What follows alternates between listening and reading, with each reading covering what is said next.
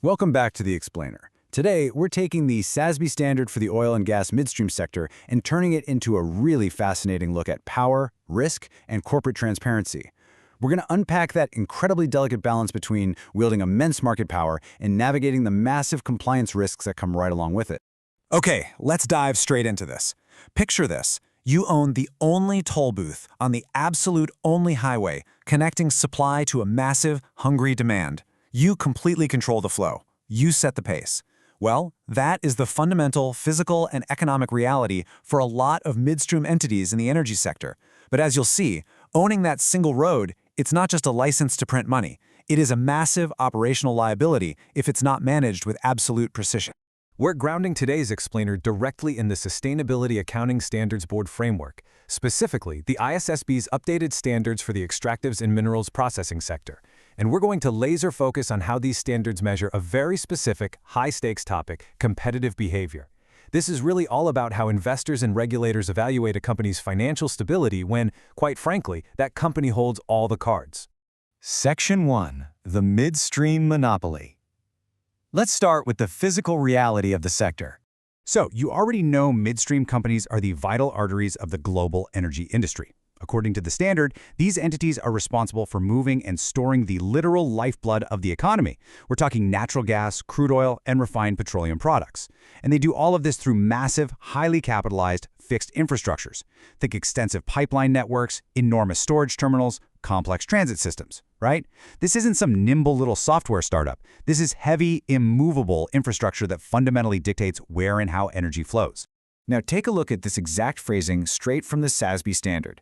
Many pipelines and terminals enjoy natural monopolies. And why is that? Well, because building a competing pipeline right next to an existing one is almost always economically ruinous. It's environmentally prohibitive, and a lot of times it's just physically impossible. So once a midstream company lays down that pipe or builds out that terminal, they effectively become the only game in town. They hold a natural monopoly over that specific geographic route. Section 2. The regulatory net. But having the only road in town immediately invites the invisible forces of government oversight. Because these facilities hold natural monopolies, the standard highlights that they face a ton of constantly changing regulations in virtually every single aspect of their operations. Just to ensure these monopolies aren't abused, midstream operators are tangled in this dense web of rules. Regulators dictate the rates they can charge. They enforce strict common carrier access rules so competitors can actually use the infrastructure.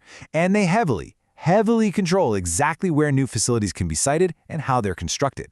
And this right here brilliantly illustrates the tension at the heart of the sector. It's temptation versus reality.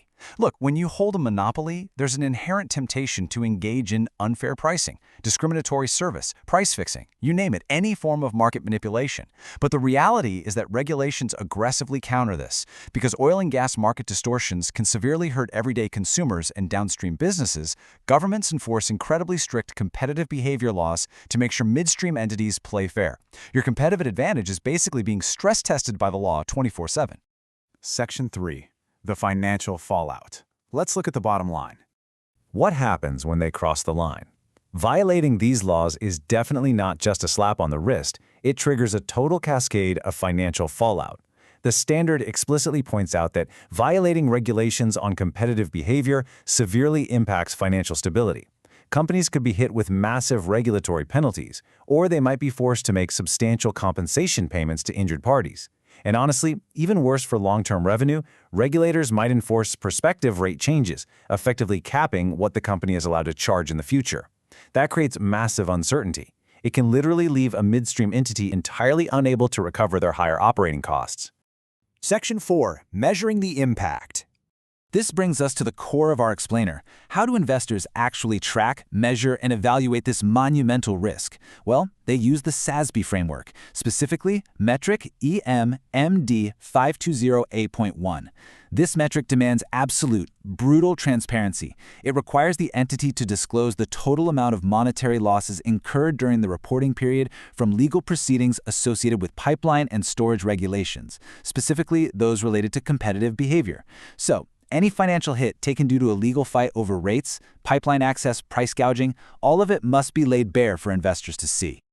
Now, the accounting rules here are actually kind of fascinating.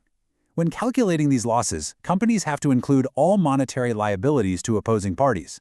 So we're talking civil judgments, settlements. Actually, scratch that, it's not just basic settlements. We're talking regulatory penalties, the forced repayment of ill-gotten gains, which is known as disgorgement, and even criminal fines and restitution. The whole shebang.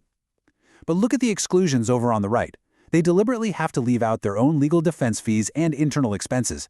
Why? Because the standard wants to give investors a pure, unadulterated look at the penalty itself.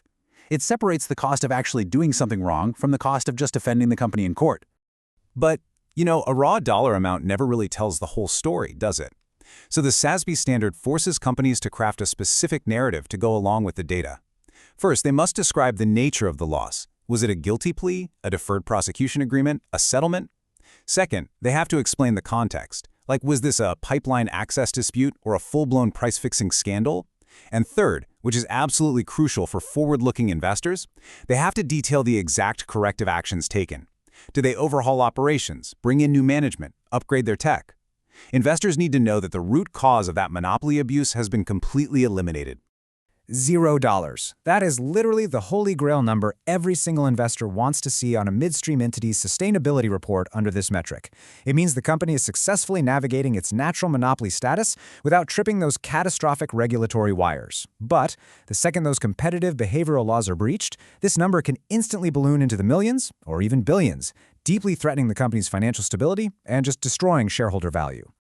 So, as we wrap up this explainer, I want to leave you with this final thought to really chew on.